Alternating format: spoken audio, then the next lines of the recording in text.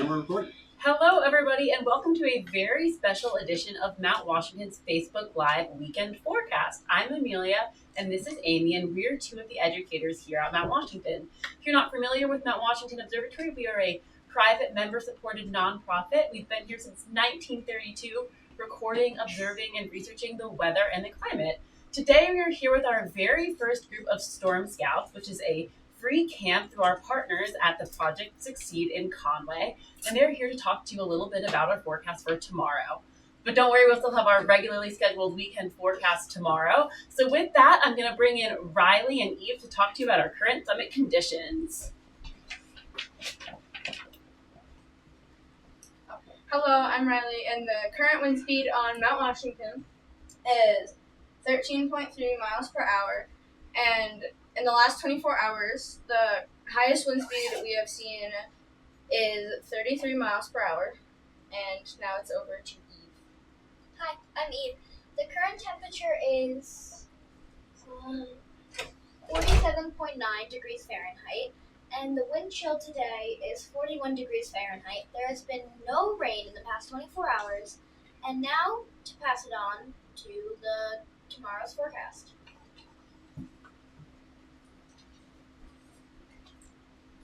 Hi, my name's Eamon, and if you live in New England, you might see these two blue H's. These stand for a high-pressure system, which is over most of New England right now. And this is bringing this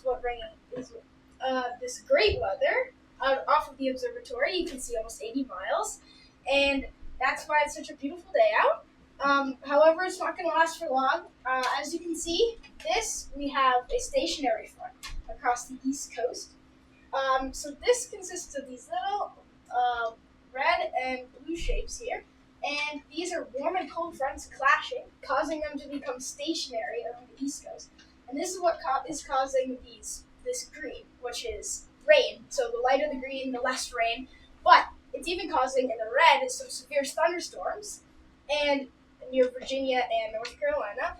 And this is not all caused by the stationary front, however. As you can see right here, this is also caused by the landfall of Tropical Storm Debbie. And I'll pass it on to our specialist, Skippy.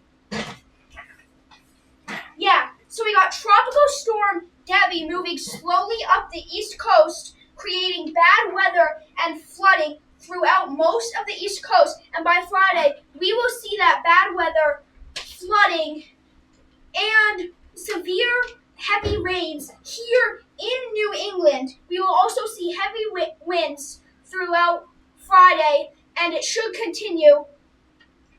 Remember, stick with us for tomorrow's forecast to learn more about Debbie for the weekend.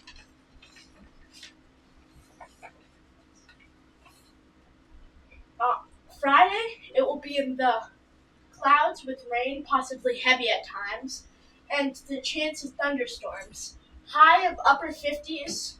Wind will be southwest, shifting to south at 45 to 60 miles per hour, increasing to 50 to 70 miles per hour, which is gale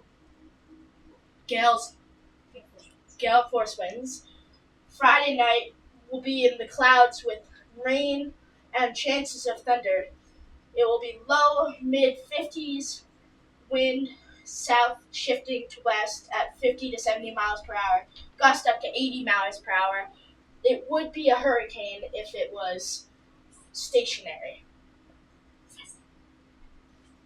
Yeah, awesome. Thank you so much, Jasper. Yeah, so as Jasper pointed out, those gusts are up to 80 miles per hour, and hurricane force winds start at 74 miles per hour, sustained wind speed. So thank you so much to all of our members and followers here for tuning into our Storm Scouts Higher Summits forecast for Friday, August 9th. And do not forget to tune in to our regularly scheduled programming with our weather observers up here for their weekend forecast tomorrow at 5. I'd like to give a big thank you to our friends at the Dorr Family Foundation and our friends over at the Auto Road and the Cog Railway for helping to make this opportunity happen for our Storm Scouts today. Our Storm Scouts have been really hard at work all week, learning about weather, taking their own weather observations, and also now becoming broadcast meteorologists. So let's take a look at our Storm Scouts in action out here. Awesome. So you can see out on that observation deck, we have our Storm Scouts walking around. They're using their thermometer instruments called sling psychrometers to take those temperature and relative humidity measurements. So they've been hard at work learning about all of these instruments and getting hands-on experience with them. All right. Well, thank you everybody again for tuning in to our Friday Higher Summits forecast.